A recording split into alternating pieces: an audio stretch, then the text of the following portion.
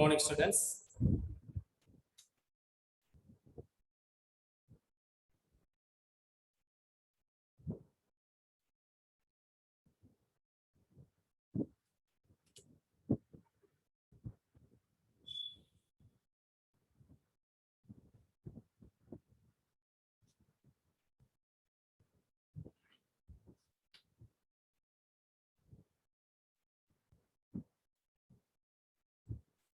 Let us start today's session. After 20 minutes of class, we will discuss or clarify the doubts if you have.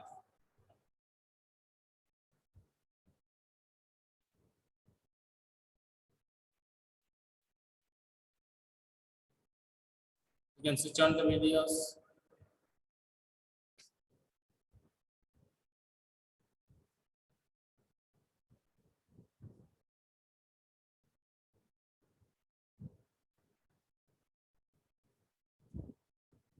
So in the previous class,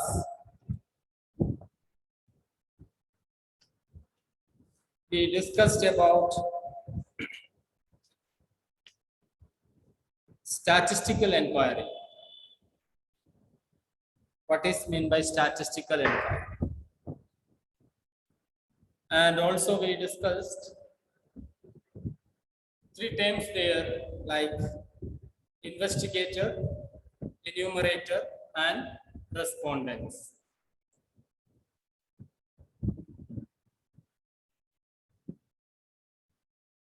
And finally, we concluded statistical inquiry is a long and comprehensive process.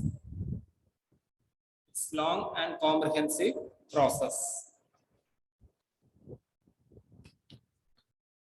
Now in today's class, we are going to discuss about the sources of data. I have written here, sources of data.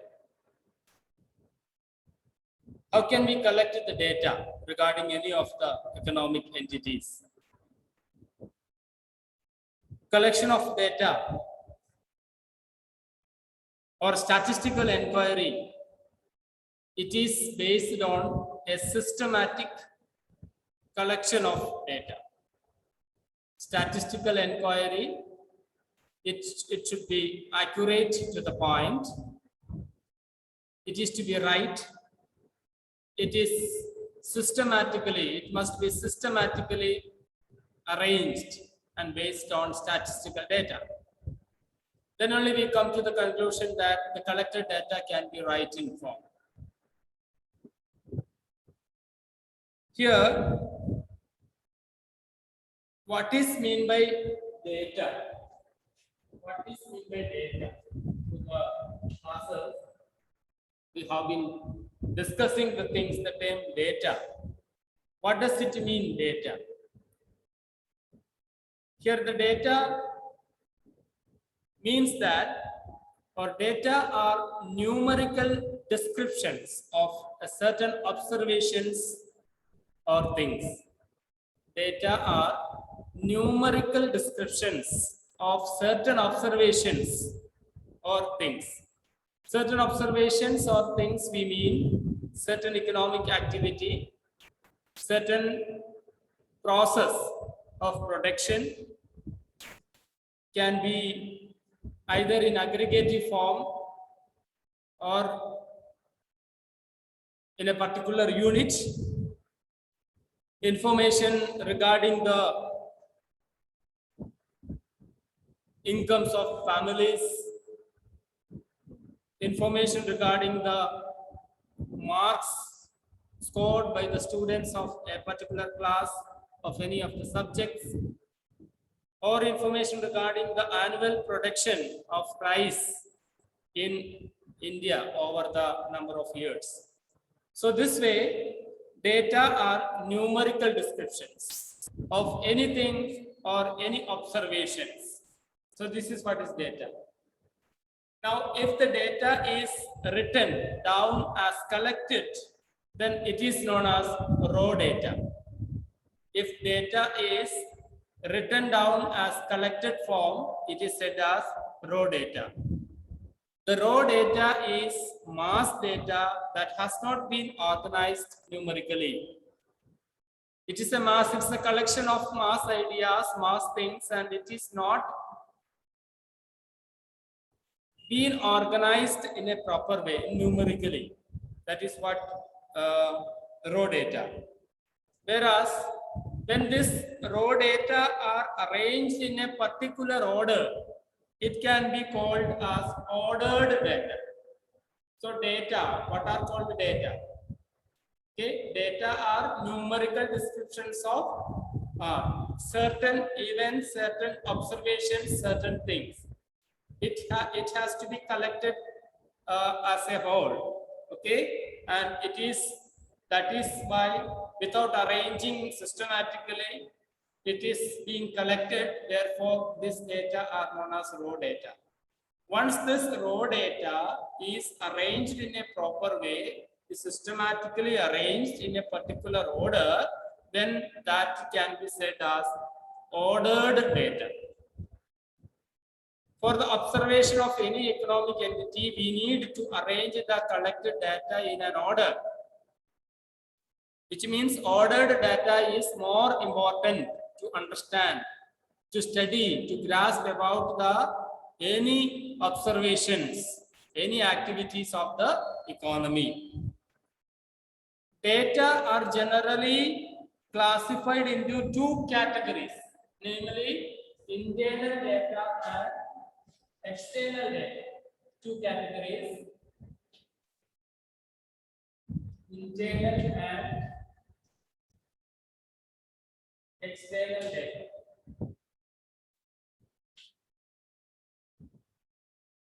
Internal and external data. Okay, what is internal data? Internal data are those data which are obtained from the internal records and reports of the organization. Internal reports of the organization. For example, we can say different companies or the banks publish their annual report with their given data, with their operations. So all these reports are being called internal data, internal source of any entity, any institution. Whereas in the form of external data, external data are collected from outside agencies. Data collected from outside agencies which are external to the organizations and or enterprises under status. In that cases, we get data, we get informations, a number of informations outside the observations. In the same cases, if you are asked about the records of the financial transactions of this particular banks, we may also get the data from outside that particular authority, the number of clients or number of account holders, their attitude towards savings, withdrawal, investment, etc. We may get chances to collect the things. So such things are called external. If any news or if any information collected from outside other than inside that particular observation is called external data. So data are generally classified into two, internal data and external data. Here the point you keep in mind, you may not, you go through this particular points just for understanding, and generally few questions can be asked from the side of theory, only a few, very limited in number, but statistics, more of numericals you can expect here. Okay, it's for just understanding that part. And that is what external data. Now, again, when we move that, what are the various sources of data? How can we collect the data? Data, there are two types, internal and external data. Now, how can we collect this data? So therefore, we have two different sources of data. And these two different sources of data are sources, two different sources. One is primary sources, primary, and second one is secondary. Primary sources and secondary sources, or primary data and secondary data. These are the two important sources. Okay, what is meant by primary data? Simple. Primary data which are collected by the investigator himself. Investigator, one who investigate. He himself collected the information regarding any of the entity, that is called the primary data. Okay, then which means we can say primary data are first hand data, as they are collected by the investigator.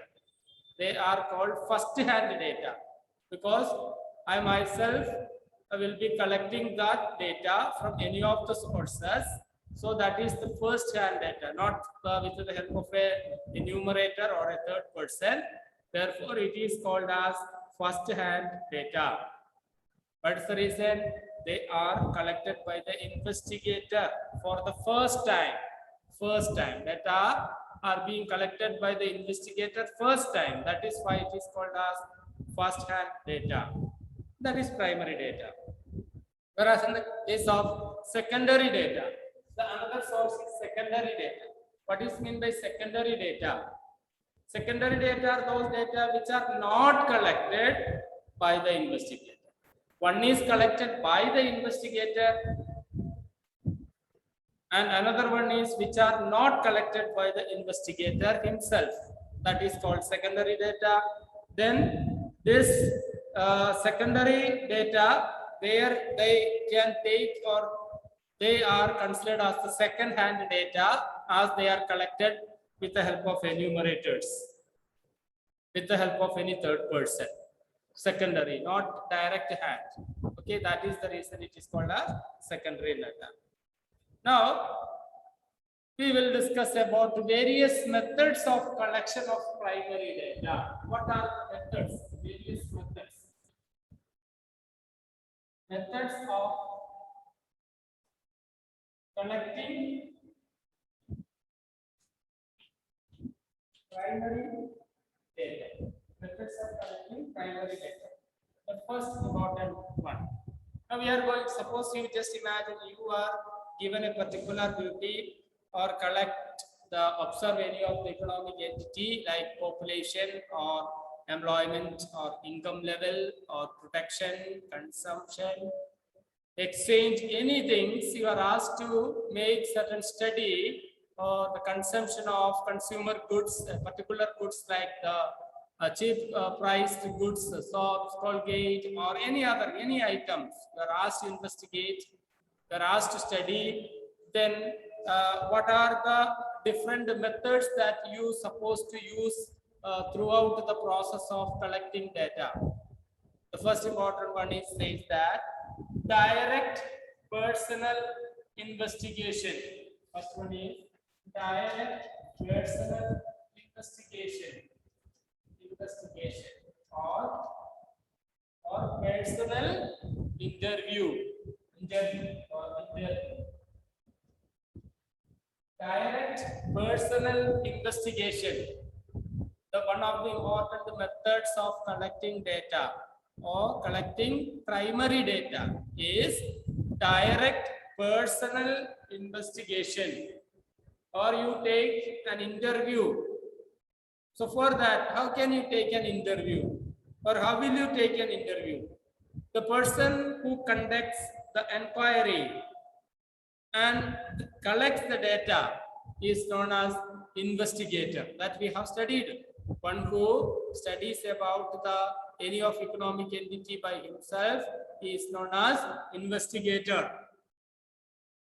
And the persons from whom the statistical informations are collected, they are called respondents. That's also we studied, right? The person who helps the investigator, they are called enumerators. Three different terms we have studied in the beginning of the chapter.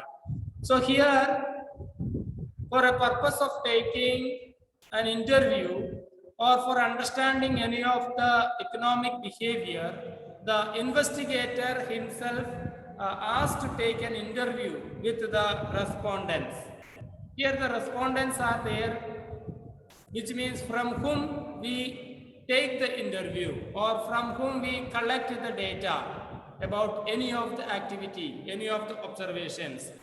So investigator can contact the persons, okay, he or she can contact them, they can personally contact, okay, face-to-face interview, collect the information regarding the matter. Suppose you are asked to take, okay, you are appointed in a company, okay, as a sales from executives. So for the sales promotion methods of that particular commodity, for example, either a small items, okay, you know that many are coming door to door with items like soap or shaving creams or blades, or what we can say, small items, or they exhibit certain items before us, and they are ready to, they continuously speak about the good things, the merits of that particular item, and finally the consumer must be attracted and decided to purchase that commodity. This is what is doing normally. So you are in that cases asked to take a study regarding the use of bathing soap in your areas. A particular soap means the producer wants to know whether his particular brand of that bathing soap has demand in the market or not. For that, you are appointed as an investigator and asked to collect data regarding the use of that particular item, and you personally meet those people and ask several questions. You ask several questions regarding their routine, their use of that particular product, why and how, okay, what are the reasons, such questions you may ask.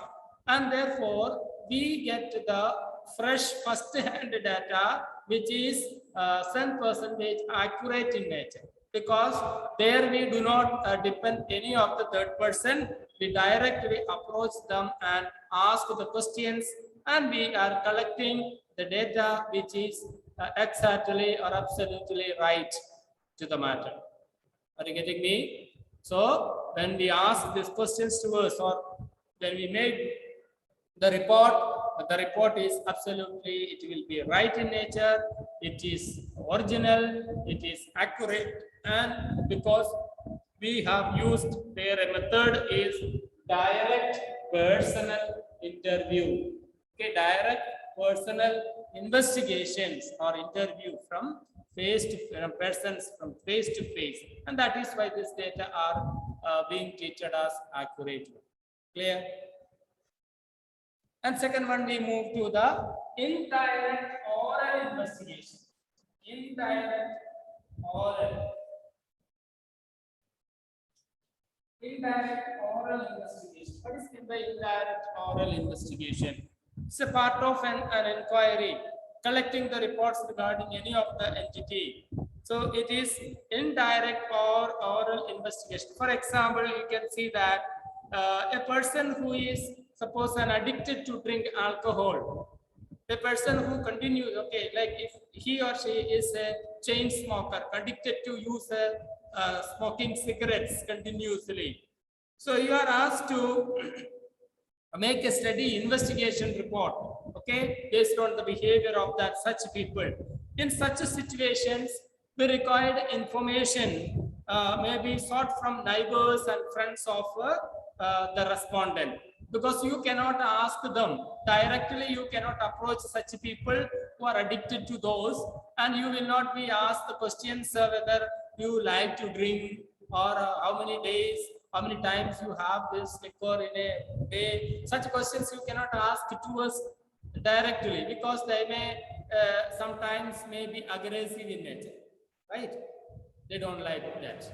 So such cases, the investigator decided to investigate that particular matter by approaching their neighbors, their friends, their relatives, etc. And they can ask various questions, and they can ask various things which help them to write an accurate answer towards their inquiry.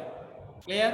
It is, we can say it is a less expensive method, and in terms of time, okay, time, money, and effort, it is very less expensive, because we may not be able to reach or approach the same persons, but we are able to see the people who are very closer towards those particular victim or the persons.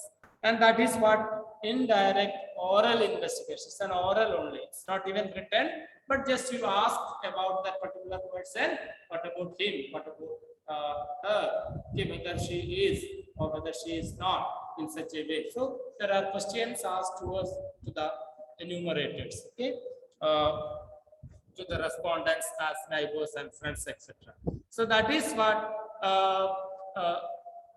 indirect oral investigation. So under this method, normally the data are being collected by a third parties, okay, from a third parties, not from direct, but third parties. But in the first point, we have seen that those informations are collected from direct persons, okay, the first hand informations. But this is oral investigation is not from the direct person, but they are from the third persons, okay.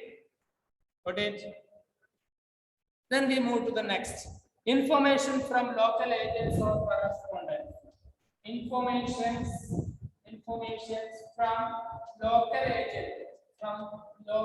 agent or correspondence. Local agent or correspondent. What does it mean that? Okay. Under this method, local agents or correspondents are appointed in different parts of the investigation area to collect the information.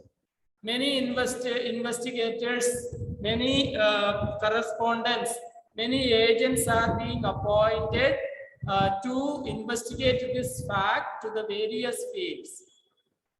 Okay, many local agents, many local people are work as like a spy worker, we can say. Okay, to investigate or to observe a behavior of a particular people. Okay, the local people are appointed as a spy there to inquire about them.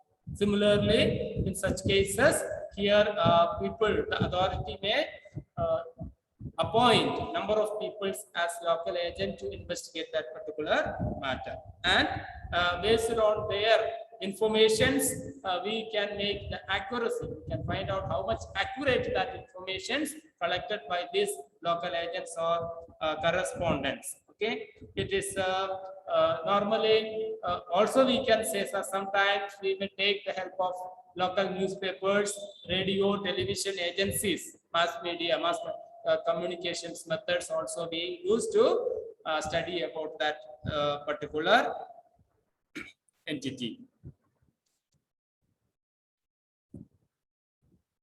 But there is one demerits in this case, is that normally this method may result in lack of uniformity and the personal bias of the correspondence. Why lack of uniformity? Because various people are being appointed as local agents. So once after completing their investigation, there will not be a common or a uniformity opinion, because different people approach different peoples, then they may get different suggestions or different investigations report, and they may not be, or there we won't able to see a uniformity there. Yeah, that is the reason. Then move to the next, that is mailed questionnaire. Okay, next point is as mailed questionnaire. What is meant by mailed questionnaire? Under this method of investigation, a questionnaire consists the sheets of questions or forms, or a particular sheet may possesses the places for writing the answers of that various questions. The questions must be based on the related inquiry. Use of a particular commodity. So questions must be based on that particular point. Then only the people can write there. They are given a particular, they will be provided a separate sheets which consists of number of questions in relation with the matter, and they are able to give their views as per that questions. So questions are related to the inquiry, and they may collect all the reports from various people. They go through it, and finally they make a clear-cut investigation there. Okay, so this data collection may be less accurate in nature, because the given answer sometimes it can be wrong or it can be correct. Okay, many a time people may not give their right opinion there. It may lead to false information. So, and that is why it is less accurate in nature, and it will not be uniform in nature, because there is no personal contact with the correspondence. We don't have any personal contact. We are only preparing the questionnaire methods.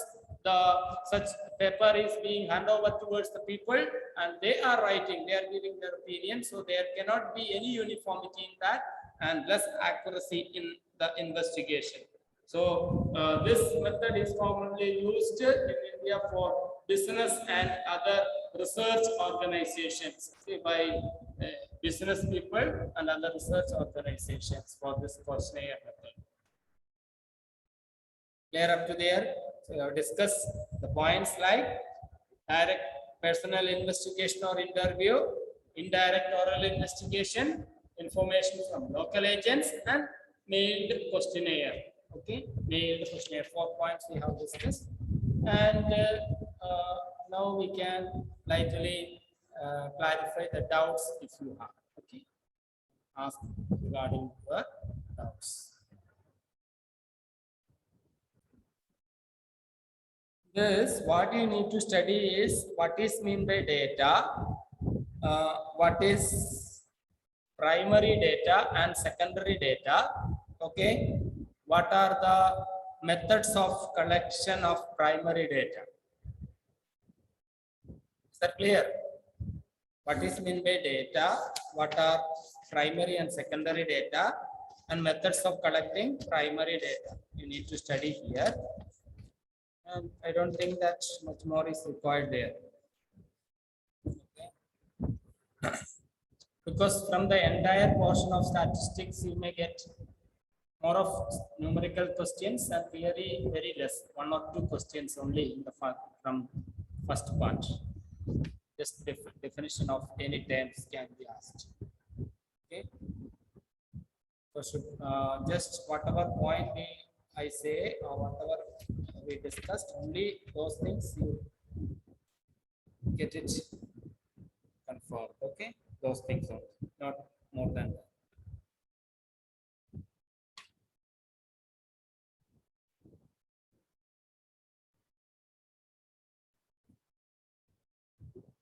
Yes, anything? So, good morning, sir. Uh, So, how can questions can be asked from chapter 3? Chapter 3, basic problems of an economy. Only. How can questions be asked from this chapter? explain the basic problems of an economy. Okay. And again, why does economic rise? Okay, because define production possibility.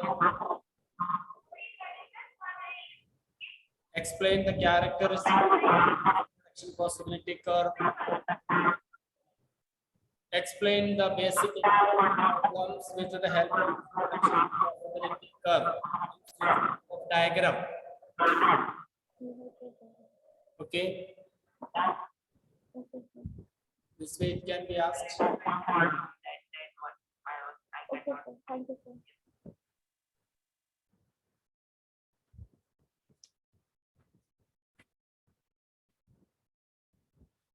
Any other clarification?